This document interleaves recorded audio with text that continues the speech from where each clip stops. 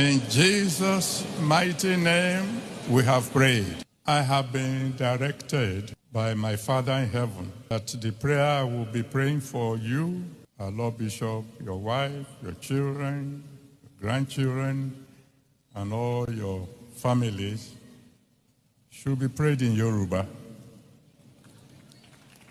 When I pray in Yoruba, I don't have to watch grammar.